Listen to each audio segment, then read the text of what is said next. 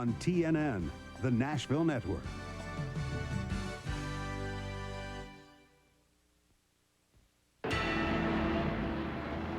SuperTrucks, NASCAR's newest, most explosive form of competition.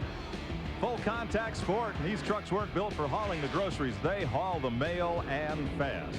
The racing has been strong. The finishes have been spectacular. So is the race-long action. It showcased new stars and brought back some old favorite names to the front league of motorsports here in the United States. Guys like Mike Skinner and Ron Hornaday, who have fought the season-long point battle with Ford driver Joe Ruttman, stand atop this series. SuperTrucks. Today, they slide around the road race course at Sears Point, California.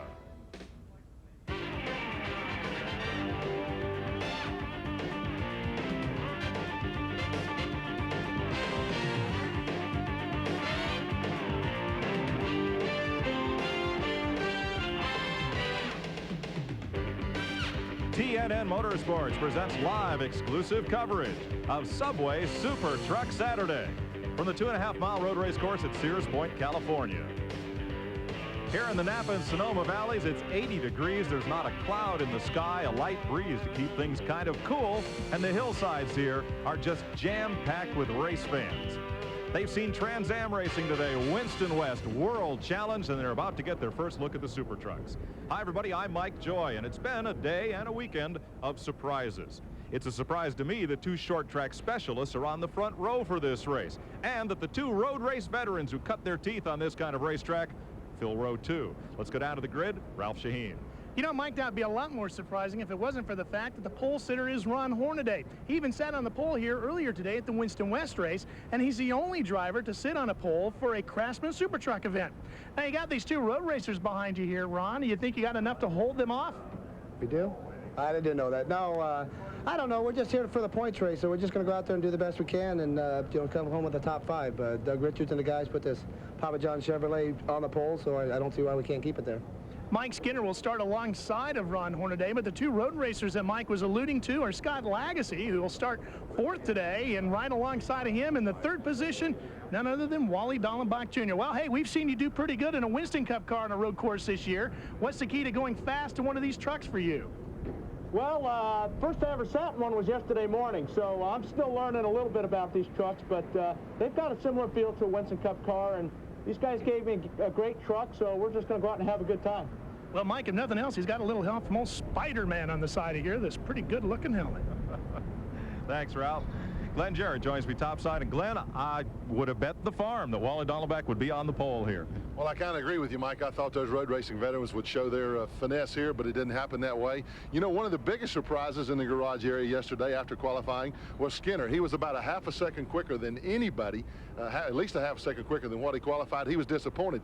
But the most surprised guy was Ron Hornaday. When he got out of the truck, I was standing at the scales where he pulled it up. His crew chief, Doug Rickert, came up. Ron got out of the truck and immediately started complaining about, oh, man, it pushed in 3, it pushed in 4, it pushed all around the racetrack. The truck was push, push, push. Finally, when he slowed down to catch his breath, Doug said, hey, Ron, we set fast time. Ron went, oh, I knew that. Well, I've got my stock car expert here. I guess I've got to balance things and bring in our road racing expert. He has competed in Winston Cup for Junie Donlevy. He's a former Trans Am and SCC and IMSA GTO champion, and he just won the Ford Ray Bestis Trans Am race here at Sears Point. Dorsey Schrader will join us today. Dorsey? Well, guys, this is my office, a Trans Am car. It's got over 650 horsepower, weighs 2,600 pounds, sitting on 14 inches of rubber, and this is designed to go around a racetrack, a road racetrack like we are at today. This is a lot of fun. On the other hand now, this is a truck. It was designed to haul lumber, groceries, I don't know what. It's got 650 plus horsepower, but it's only sitting on 10 inches of wheels, and it's going to be slippery out here on a road racetrack. Now, seriously, it is a Winston Cup car underneath here, but I'm telling you, get ready to rumble, because it's truck racing time at Sears Point. They have fired the engines on the SuperTrucks here at Sears Point. We'll pry Dorsey out of victory lane and get him up to the broadcast booth when we come back. Stay with us. We're live from Sears Point, California. Welcome back to Sears Point, California for Subway SuperTruck Saturday. There you see them on the pace lap of this 12-turn, 2.5-mile road race course here in the wine country of California. Let's have a look at the starting grid where Ron Hornaday, you have already met the pole sitter in the Papa John's Pizza Chevrolet. Mike Skinner, the GM Goodwrench Chevy, starts alongside in row number 1. Row number 2, the Precision Gear Hella Lights Performance Friction Brake Chevy of Wally Dolleback Jr. and Scott Lagasse in the DuPont Refinishes Chevrolet. That's row 2. Row number 3 in the Exide Batteries Ford, Dave Resendez and Steve Portengay in the Coffee Critic Mission Linen Chevrolet. Row number 4, Bill Sedgwick, the Spears Motorsports Chevrolet, and Joe Ruttman in the 1-800-COLLECT Ford. Row number 5, Toby Butler, the Ortho Lawn Care Ford, and Walker Evans, the Barbary Coast Rancho Performance Dodge. Row number 6, Rick Corelli, the Total Petroleum Chevron Auto Group Chevy, and Butch Miller, the Raybestos Ford Credit Red Carpet Lease Ford. Row number 7, that's Jack Sprague in the Budweiser Chevrolet, and Mike Bliss, the winner at Wilkesboro in the Ultra Custom Wheels Team ASE Ford. Row number 8, Mike Chase, the Sears Diehard Chevy, and Sammy Swindell in the Channel Lock Ford. Row number 9, Bill Cooper in a second Richard Childress truck, the GM Goodwrench Chevy, and Ray Daniels in the Carnes Racing Chevy. Row number 10, Kenny Allen, the OnSat TV Plus Chevrolet, and T.G. Clark, the American Service Excellence American Racing Wheels MTX Ford. Row 11 is Wayne Jacks, the Imperial Palace Las Vegas Motor Speedway Chevy, and George Tallis in the Mattel Hot Wheels Roadster Wheels Chevrolet. Row number 12, Mike Hurlbert in the RPM Racing Ford, and Bob Strait. And finally, Dennis Dyer and Boris Said will round out the field. They did not post qualifying times, the SCCA road racer and the Winston West driver.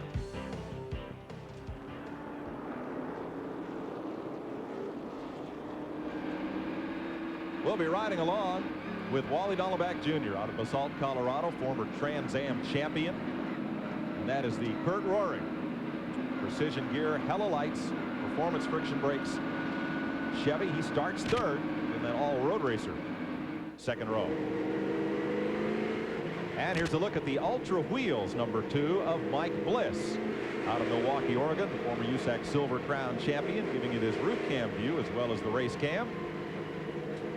He'll start in 14th today. Rear view cam as well out the back of the Ultra Wheels Ford, and foot cam. A lot of fancy footwork and a lot of shifting here at Sears Point. 8, perhaps 10 shifts per lap.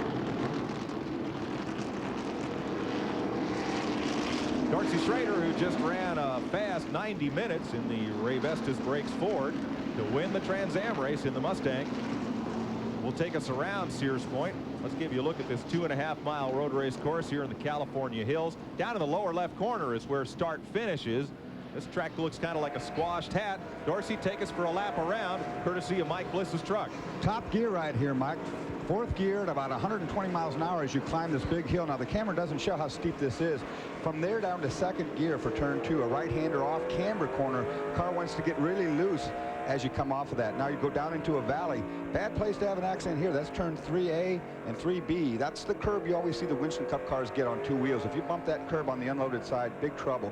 Turn 5 in front of us here, off camber left-hander. The car pushes really bad. Real tight getting in, real loose coming off. This corner is 6. Wide open through here. Really fast corner, and there's a big bump right in front of us. You see the truck going in front. They go over a bump. Real easy to lock up the rear brakes as you go into the carousel. If you lock the rear brakes, you'll get the rear axle hopping. You'll see a lot of accidents probably in that corner. Now back onto the drag strip on the straightaway for turn 7. 7 being the tightest corner on the entire circuit. They're going to go down into 1st gear as they come up here. Real good passing zone. There's very few passing zones here at Sears Point. This is the best right here. Under braking, you can get underneath the guy right here. Power down off of this corner is extremely important. Hard to do because there's a lot of gravels there. Pavement change. We just came off this racetrack and it's a very slippery racetrack. I can tell you that much for sure. These are the S's. That's turn 8. You're going right now into turn 9. Fastest part of the course right here as you go down to turn 10. No room for error here. You come right along that guardrail and turn back to the right, and it's very slippery right where the truck in front of us is right now. Short straightaway now leads into turn 11, which is the pit straightaway, and another good hard braking zone and a good place to get inside and underneath the guy to try to set up a pass heading toward the start finish line. You'll see right up ahead here. Along the pit straight and back to start finish. That is a lap around Sears Point International Raceway. 2.5 miles, 12 turns. Field coming around. Let's have a look at the point standings, because it's close as we reach near the end of this season. Mike Skinner ahead of Joe Ruttman by just 25 points. Ron Hornaday lurking in third. Butch Miller now fourth. Rick Corelli rounds the top 5. We asked the 2 leaders of the point standings about their strategy for these final races and for today in particular. First, Joe Ruttman. We're going to have to pull all our stops out right here to try to catch up with him. We're not running like we should, so I'm not sure exactly how to correct that. As long as the radio's hooked up and Will Lynn has a microphone in his mouth, I'll guarantee you I'm going to take it pretty easy and keep the truck under me and try to keep fenders on it. Today's race on the 2.5-mile course. 26 trucks will start. It will go 40 laps, 100 miles, and there will be the halftime break. Pace truck speed 35 miles an hour. That's the pit road speed as well.